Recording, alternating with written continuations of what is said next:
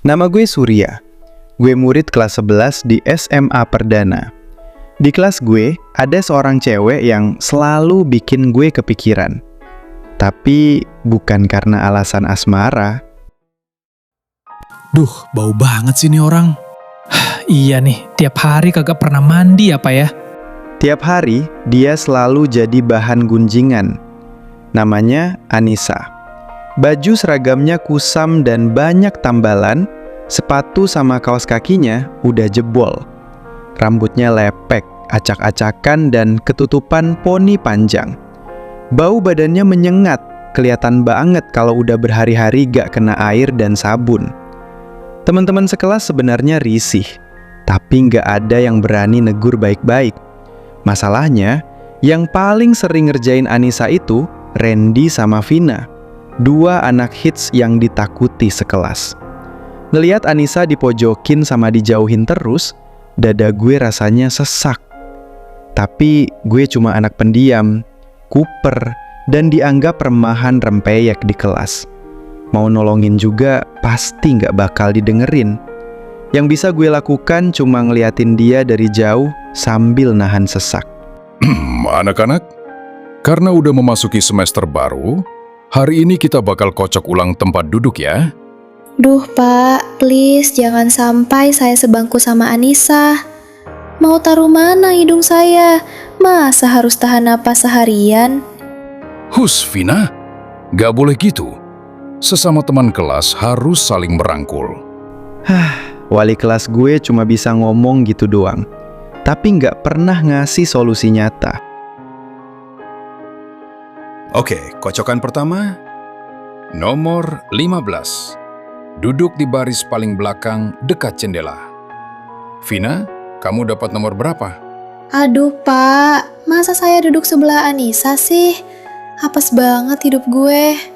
Vina ngomong gitu persis di depan muka Anissa. Ngapa lu Surya? Kagak terima? Maksud gue nggak usah ngomong kasar gitu kali ke cewek. Dih, sejak kapan sih bau dianggap cewek? Kenapa? Lu suka sama dia, Sur? Ih, jijik banget. Anak aneh nyambung sama anak bau. Gue nggak mandang dia dari fisik. Anissa itu anaknya rajin dan baik. Ya udah, lu aja yang tukaran duduk sama gue. Biar lu berdua pacaran di pojokan. Anak kuper sama cewek aneh. Pas banget. Setuju. Pas Anissa dipojokin gitu, Pak Guru cuman pura-pura sibuk baca koran di meja depan. Bener-bener gak peduli. Ya udah, gue yang pindah ke sebelah Anissa. Salam kenal ya, Nis. Makasih ya, Surya. Pas Anissa nengok, dari sela-sela poninya yang lepek, gue sempat ngeliat sekilas. Matanya ternyata bening dan indah banget.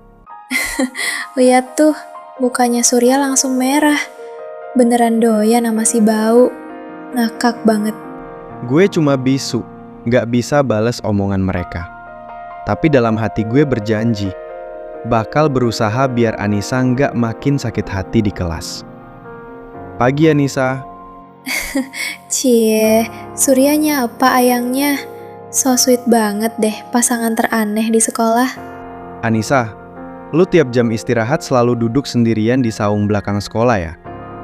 Hari ini gue boleh makan bareng di sana? Ih, awas ntar nasi lu baunya menyan, Sur. Nis, lu gak bawa bekal hari ini? Lagi nggak lapar aja. Maaf ya. Nih, ambil aja kue pastel sama roti goreng gue. Tadi pagi gue lapar mata di kantin, beli kebanyakan.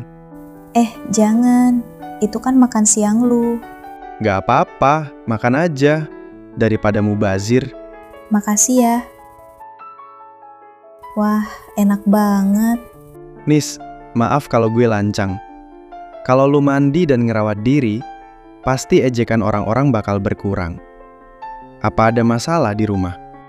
Sebenarnya aliran air sama listrik di rumah gue udah diputus berbulan-bulan lalu. Loh, kok bisa? Terus lu tinggal sama siapa?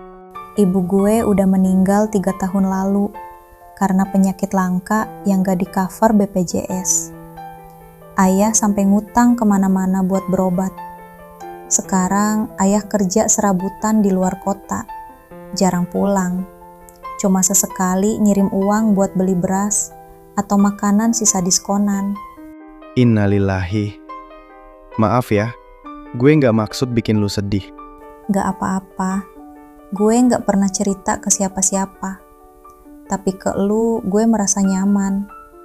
Makasih udah mau dengerin. Terus buat mandi gimana? Dulu gue pernah mau mandi di toilet umum dekat pasar.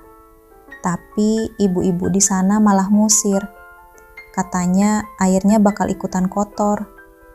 Pernah juga mau numpang wudhu atau cuci muka di musola komplek.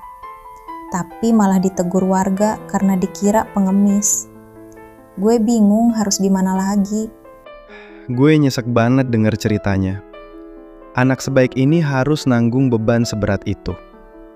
Nis, mau nggak mandi di rumah gue? Nanti repot. Nggak apa-apa, rumah gue sepi kalau siang. Ibu sama bapak kerja sampai sore. Woi, anak aneh. Lu habis makan sampah mana lagi sama si Anissa? Jaga mulut lu, Ren. Anissa tuh orangnya baik. Baik dari mana? Udah miskin, dekil, jelek lagi. Anissa nggak jelek. Kalau dia dandan dan bersih, dia jauh lebih cantik dari lu pada. Nelindur lo. Ya udah, kalau besok si Anissa kagak berubah jadi cantik, lu harus sujud minta maaf di depan kelas sambil botakin rambut lu. Setuju. Tapi kalau Anissa terbukti cantik, kalian berdua yang harus minta maaf di depan kelas. Nis, handuk sama sabun udah gue taruh di dalam. Pakai aja sampo yang ada di sana ya. Makasih banyak ya, Sur. Sur, gue udah selesai.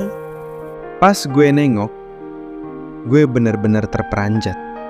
Anissa yang rambutnya udah dikeringkan, dikunci rapi, dan wajahnya yang bersih tanpa kotoran. Cantik banget. Nis, lu beneran cantik banget. Masa sih? Nis, jujur, gue suka sama lu. Surya, sebenarnya gue juga suka sama lu. Makasih udah mau merangkul gue pas semua orang ngejauhin. Siap-siap ngeliat si Surya botak nih hari ini. Iya, mana mungkin si Bau bisa. Itu beneran Anissa? Gila, cantik banget ternyata. Sumpah, manglingi banget. Gak mungkin. Pasti pakainya pelet nih. Mana bisa si dekil berubah gini. Udah deh Ren, lu berdua tuh yang keterlaluan dari kemarin-kemarin. Bikin malu aja. Mending sekarang lu berdua gundulin pala lo. Anissa, maafin kami ya. Selama ini cuma diam aja pas lu dibully. Gak apa-apa. Makasih ya semuanya. Sejak hari itu, Randy dan Vina kehilangan pengaruhnya di kelas. Gak ada lagi yang mau ikutin kemauan mereka yang suka ngebully. Silahkan masuk, Pak. Semenjak istri saya meninggal, saya kalap dan cuma fokus nyari uang buat bayar utang bekas berobat.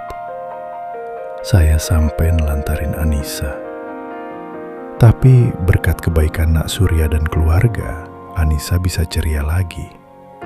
Utang saya juga alhamdulillah sudah lunas minggu lalu. Dan listrik atau air di rumah sudah menyala lagi. Alhamdulillah, Pak. Kami senang kalau Anissa sekarang sudah bisa tersenyum lagi. Anissa ini anak yang sopan dan baik banget. Kami udah anggap seperti keluarga sendiri.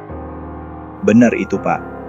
Surya juga jadi lebih dewasa dan bertanggung jawab semenjak temenan sama Anissa. Nis, sekarang lu gak perlu takut lagi ya. Gue bakal selalu ada buat lu. Iya, Sur.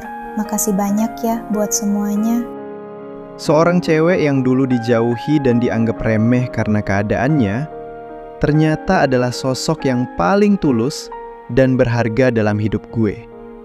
dan gue berjanji bakal terus menjaga senyuman itu.